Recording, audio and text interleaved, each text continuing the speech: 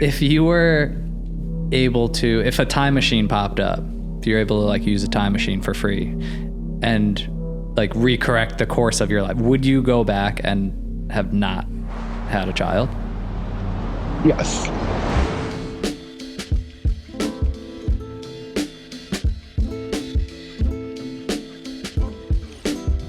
Welcome back to Other People's Lives. I'm Joe Santagato. I'm Greg Dybec. For anyone out there that would like to be a guest on our show, don't hesitate to reach out. Our email is oplpodcast@gmail.com. Just send us an email and we'll get back to you. Today, we're speaking to a woman who reached out via email with the subject line, "I hate being a mom." And in her email, she said that she thinks this is a topic that isn't spoken about enough. So we have her on the show today to speak about it. So thank you so much for being on the show, first of all. Yeah, of course. Thank you so much for having me. Yeah. So this is kind of a different first question, but what made you send this email? Because like you said, just saying those words, "I hate being a mom," that's not something that you hear very often. What pushed you to want to have this conversation today? Yeah, it's very, very taboo. So I think I was listening to the episode with the child-free movement, and I think this was kind of an interesting twist on it, because I think, had life not worked out the way that it would, I would have been in a big advocate of that group. Now I'm just a very strong ally. So, I'm sorry. Yeah, it's just something that doesn't get talked about, like a whole lot. I think once you become a mom, there's just this insane pressure to like be perfect and enjoy it and get all this like satisfaction and stuff from it. And I think those of us who struggle really get pushed under the rug. Did you want to be a mom before you became a mom? Were you looking forward to it and just wasn't what you thought it was going to be? Or did you kind of always have this feeling of, this is not something I'm going to enjoy? Oh yeah, I never wanted to be. I think it's like my mom's growing up, like her, like I was like the bane of her existence because I like refused to play with dolls. I just thought like the whole idea was just really dumb. It just like, it never made sense to me. I just always thought like I wanted to live for myself instead of like other people. So I never really wanted to be at all. And then I didn't plan on it. When I found myself pregnant, I was 19. But I didn't find out until I was 5.5 months pregnant. And then he was a month early. So there just wasn't a lot of time. It was like a very high emotion thing. I did pick out a family, an adoption family. But a lot of circumstances happened where because he was a month early, he had to go into the NICU, which was like 2 blocks from my house. And my family came to see him and stuff. And that was a very like vulnerable time for me. It was just difficult for me to like navigate through that. And it was just getting pressure from everyone. And I was basically made to feel like if I went through with, the adoption and everything, that I would lose my whole family. And there was also this nurse who, like he would cry and I'd come and, visit him and, put my hand on his belly or something to soothe him. And she knew what I was planning, but she'd still come up to me and be like, it's because he knows, it's because of your connection. It's because he knows you're making a mistake. And so I was just getting that from every angle. And about 2 days before he was supposed to go back to his adopted family, they had like basically an intervention with me. And I broke down and agreed to it. So I really had like 2 days notice. Whoa. So yeah. This obviously going to be a very, personal conversation here. So hearing that story, wow, finding out 5.5 months in. So if you had found out earlier, would you have not kept the baby? Yeah, I looked into those options, but I found out the lady was actually hilarious. Well, she came in and she was like, I went to like a clinic and she came in, she was like, honey, you're not pregnant. You're real pregnant. Would you like to find the sex of the baby today? I mean, we were like that far along. Um, so, um, um, maybe it wasn't that day, but it was like immediately after. And what's crazy is like a week later, I popped and he started moving, which was, I'm very thankful that I found out before that happened. Teenage me would have like lost my mind if like my belly started moving. Yeah. um, but yeah, so it was too late for that. So that week, once I found out that like there wasn't anywhere that I could go, I looked into the adoption route. So after, you kind of agree like that you're going to raise this child, what were that first year kind of like? It's a very difficult time. Greg has a new baby, and my family is having babies, and I know, just from hearing that, that first year is pretty difficult. And I imagine someone who doesn't even want to really be there, or like, didn't have the intention to start raising children. Can you just kind of describe that first year and what that was like? Yeah, that first year was that was probably like the worst year of my life. I had postpartum pretty severely. And we were so lucky because my family, of course, this is what they wanted. So they were very happy to just kind of take charge for that first year or so, until I could figure it out. So I did a lot of like just kind of moping and not being like a great human being for that first, I don't know if it was like the full year, but like definitely for like the first 6 months or so, were really, really difficult for me. And then I kind of made this like mental decision where it was like, okay, like we've done it. We can't wallow anymore. Like it's not his fault. It's not, this is a choice that you made. So you have to just put your big girl pants on and do the best that you can do. So once I made that decision, it got a lot easier. And I was really lucky. I mean, he's just been like he was a great baby. He was very easy. He was a great toddler. I mean, just throughout like every stage of his life, he's been just great and easy. So I've been very blessed in that regard. And for context, for everyone listening and watching, how old is your son now? He's 15 years old, which is crazy. Do you still hate being a mom at this stage? Well, I mean, he's a teenager. I don't know if anyone enjoys this stage. Yeah, I feel like everyone, kind of describes it as like a very difficult thing, and it's the hardest thing in the world. Some people will also describe it as the hardest thing in the world, but also very rewarding. Do you feel that way, or do you just feel like you don't really have the rewarding part of it? It's just a very difficult thing that you kind of have to do. Yeah, so that's, I think, where I miss out on this whole experience. I don't find it that rewarding. And I know that that sounds terrible. I completely understand that. There's just, people who go through postpartum, they talk about like not connecting with like your child.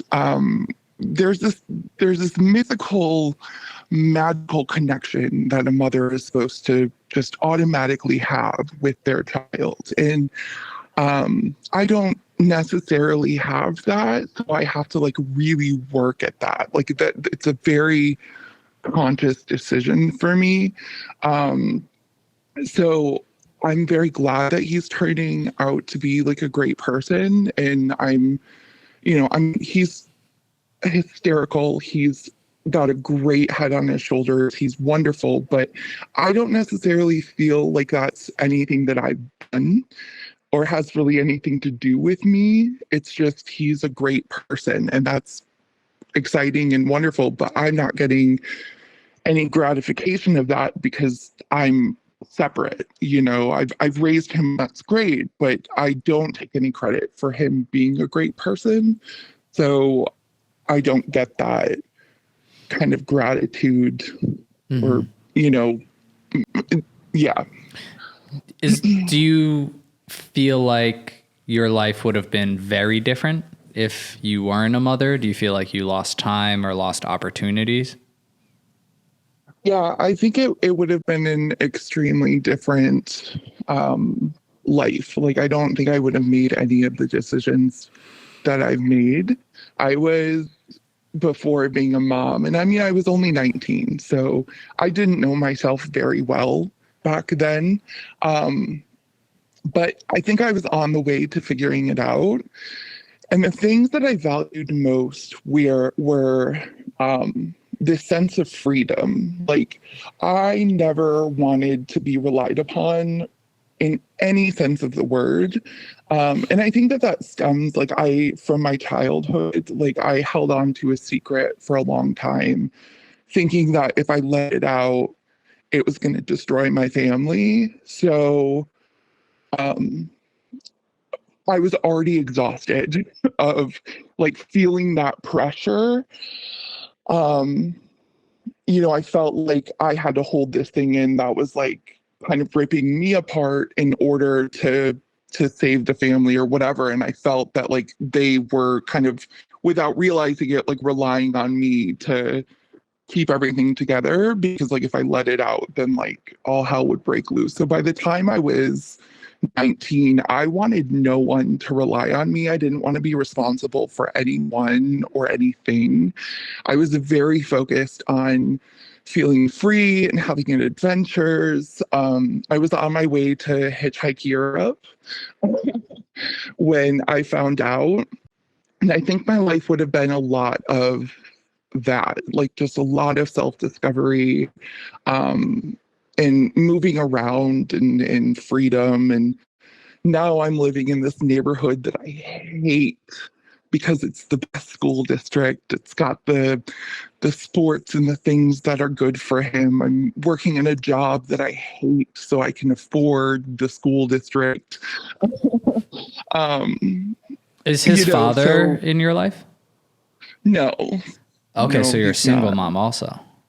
Yeah, so we've just kind of had to figure this all out ourselves. I mean, my family promised that they'd be there this whole time, and that didn't pan out. So it's just been, me and this little dude.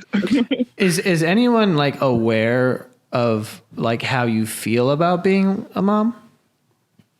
So I have a partner now who I live with, and he knows, he knows that I'm doing this today, and he knows that I struggle with the role in the job. It's so he's aware. And I think my parents, if they were to you know take a look, would probably see that this thing that they forced me into isn't sunflower and roses for me, but it's not anything that I've been brought up to them, because it was an emotional time for them too, so it's not like I can do anything about it. So where does love fit into this? You would say that you love your son? Oh yeah. For everyone listening, he's fine. This is something that um it doesn't come naturally to me. I don't have a single nurturing bone in my body, so but I work at it, really hard to make sure that he's feeling loved and feeling secure and feeling safe and happy and has every opportunity for him. I treat it almost like a career. Um, so he's fine, and I love him very much, and I'm just constantly in awe and very proud of him. So it's not like I just have no feelings or emotions. It's just um this whole mothering thing just like has never been. And I knew it before I agreed to have him. For me, it's just never been like something that I'm naturally inclined to do. And I think a lot of mothers, probably have a similar story. And I don't think that every mom is out there just like loving this. There's just simply no way that would be true anyway. I mean, we've learned from the show, if one person reaches out about something, you're not the only person in the world with that experience or feelings. Mm-hmm. If you were able to, if a time machine popped up, if you're able to like use a time machine for free and like recorrect the course of your life, would you go back and have not had a child? Yes. I think I would have had him if I could choose, but would have proceeded with my original plan. He had a wonderful couple who was very excited to take him. And one of my biggest guilt in life would be that I took that opportunity away from them. I did reach out to them like a year later, and they were adopting their second child. So they ended up, with everything that they wanted and then some, but like that had to have just been so horrible for them. So I think I would have had him and then just, given him to that wonderful couple who seemed very much like they were meant for this. This episode is sponsored by BetterHelp. Do you ever feel like your brain is getting in its own way? You know what I mean. Maybe you're overthinking every single decision that you have to make, or maybe you're making things worse in your mind than they actually are. This is common, and it can be super debilitating, and it can add a lot of stress and anxiety to your daily life. That's where therapy can play a big role. Therapy can help you figure out what's holding you back so that you can start working for yourself and not against yourself. So if you're thinking about starting therapy, you should definitely give BetterHelp a try. It's entirely online, so it's super convenient, it's super flexible. This is made for your schedule. And one thing that I love is you can even switch therapists anytime that you want. So if it's not the best match, which happens sometimes, you can find new people, you can cycle through them until you find someone who really sticks. So make your brain your friend with BetterHelp. And be sure to visit betterhelp.com/OPL today, and you're going to get 10% off your first month. That's BetterHelp, HELP.com/OPL. Get 10% off your first month and give therapy a try. Do you think that your son knows about this at all? I would be very sad if he does. I mean, I think we joke. So our relationship, like I said, I don't have a nurturing bone in my body. So we kind of manage through jokes and sarcasm. So he knows that I'm not like naturally inclined to be like the mothering type mother. And so we always joke like, well, if you want that, like if you want someone to call you an asshole, and like shove you in your arm, then come to me. But if, you want somebody to coddle you and give you a little cookie or whatever, then you go to your grandma. And like, we laugh about this together. Like, it just kind of is the way that I am. I'm not a very like affectionate person. So he does recognize things like that in me that like, I'm not affectionate at all. And he thinks it's hilarious. So we laugh about it a lot. So I would hope that would be like the extent of it. I'm sure he's very aware, and I'm sure he can tell that like, I'm not naturally geared towards this job. But hopefully, he sees that I'm doing the best that I can. How would you like describe your relationship with him? It's pretty close, I would say. I mean, he's a teenager now, so most of the time I'm just getting like grunts and whatever. We have a lot of fun. It's a lot of, just kind of joking around, and, I'd say that we're fairly close, but I also let him be his own person. Like, you know, just this weekend, I know that he went to like um, a school party that I'm sure parents weren't at, you know, like, and of course he was like, no, there were parents there. We just watched movies and had pizza. And I'm like, I just don't think that that's true, but, you know, so it's not like he's fully honest and everything with me, but I'd say that when it matters, we're able um, to talk and be pretty open with each other. So are you are you excited for the time in his life where, say, maybe he goes away to college or moves out of the house? Do you feel like you're going to get some sort of ownership back over your own life? Yes, yeah, I've always had like, so for his birthday parties, I've always had like a birthday party for him, and then like that evening a quiet, like, you know, this many years left party for Wow. myself. Um,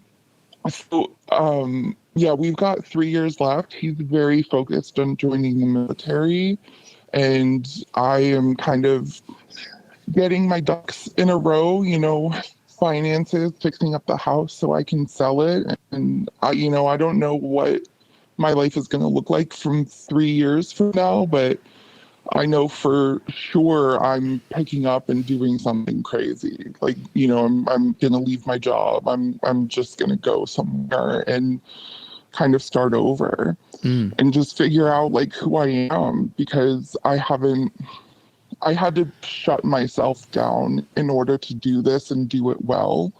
Um, it's almost like the day to day is almost like when you have a job that you're maybe not that passionate about.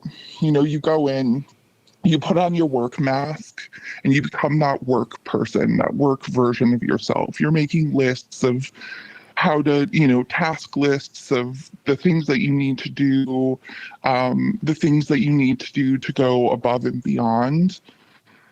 So I will put my work mask on and clock into work, and then I clock out of work and I put my mom mask on and I clock into that. And I haven't really gotten to just see what I look like under all of that. Because, you know, as you can imagine, it's not like the mothering part ever stops. You know, it's not like he goes to bed and then I can just kind of be myself. Hmm. It's you're just always worrying every decision that you make, every little decision, down to like, should he have that sucker before dinner, you know, or should I watch this movie while he's sleeping because the audio might be loud. Um, you're just always worried about it. So I'm very excited to see, you know, what I'm gonna be without all those masks. Yeah. Does this feel like a big regret? Like you're not coming across as an angry, bitter person on the call, at least. Like, is this something that you've kind of just accepted? Or is it something you sort of think about, you know, every night? Like, why did I do this? Or like, why did this happen? I wish it could be different. No, I mean, I've spent a lot of time, you know, in therapy and just like really trying, you know, like I said, after like 6 months or so, I just kind of sat up one day and was like, okay, like this is what you've done, and this is the boat that you're in. So you're gonna make this the best fucking boat that you can make it. I let go of all the kind of resentment that I held towards my family for kind of putting me in this situation and not hearing me when I needed them to. I forgave myself for kind of letting myself be pushed into a direction that I knew I didn't want to go into. So I don't hold any grudges or bitterness. I mean, this is just what it is, and I'm just kind of doing the very best that I can for my son, who, I mean, he's innocent in all of this. So I signed up for this, whether it was under duress or not. I signed up for this. And so my only job for the 18 years that he's, needing me is to just be the best that I can be. So I just kind of let go of self and let go of like any anger or resentment. I mean, I've really, really, really worked at this. Yeah, no, I mean, clearly. And, this isn't a take or a perspective that we're used to hearing because, like you said, when you reached out, even if people are feeling this constantly, it's not what they're talking about or saying in public. Yeah. But at the same time, the only reason that we're having this conversation today is because of all the things you just said. Like you are there for your son to this day and you made those changes, So no one can take that away from you. Yeah, damn straight. What would you say to, people who would kind of like judge you based upon this? Like a lot of people just kind of put on that face and they're like, yeah, this is the most rewarding thing I've ever done in my life. Like, I think of course, especially from doing the show, you realize that everyone has a different opinion and, whatever, blah, blah, blah. But, it makes sense, I think, to me that something so difficult can also not be as rewarding as it is for some people. So what would you say to people who, I guess, would kind of judge you or feel like you're being a bad mom? I would tell them to grow up. This mentality that, as a woman, you have to be a mother and you have to be super mom at all times and super wife and, whatever Barbie shoe they want to put us in. It's ridiculous. Like, we are people and, that magical mother-child connection, it seems so insane to me to believe that like every single woman from every different walk of life is going to just have that magical super mom ability. Everybody treats this differently. And like, I didn't want to do this. I took all the steps that I could to not do this. And then when it happened, I did everything in my power to do it right. I mean, I would like mentally remind myself, like, make sure that you give him lots of hugs and cuddles because science says like that's good for brain development and it's going to make him feel secure. I mean, I looked through everything that I could look through to be the best person that I could for this. And if people are going to be mad because like I don't like it, I'm still doing it. Like, grow up. And like, what do they care? Yeah, no, well said. And we thank you. I mean, there's always going to be those people have a lot of different opinions about this, but all we can say is thank you for coming on and sharing this point of view, sharing your honest feelings. That's never easy. So we really appreciate that you reached out and that we were able to have this conversation. Definitely throw this in the bucket of, a conversation that we probably never really predicted that we would have, because like you said, like it's just not something that comes up. And even if you know that people are feeling it, it's like, who's going to talk about it? But you chose to. So we appreciate you doing that. And we appreciate you choosing our platform. Yeah, absolutely. And thank you for having me. Like I said, I think women just really don't get the opportunity to like talk about this or say like, hey, this kind of sucks, and it does. That's okay. Yeah. I mean, I think that, we appreciate you just being honest and coming on the show and talking about it. And like we were saying before, if you feel this way, that means that there's a bunch of other people that feel the exact same way. And I think, it's okay as long as you, are, going about raising your child the right way, like you said that you are. Like, yeah, I think that's fine. There's people have preferences, things that they do that everyone does that, they don't necessarily like or whatever. There's examples of that across the board in a bunch of different things. And it's not, it doesn't not include parenting. So we appreciate you coming on and talking to us. And we just wish you luck with everything. And have a good rest of your day. Awesome. Thank you guys. All right. Have a good one. Yep. Bye.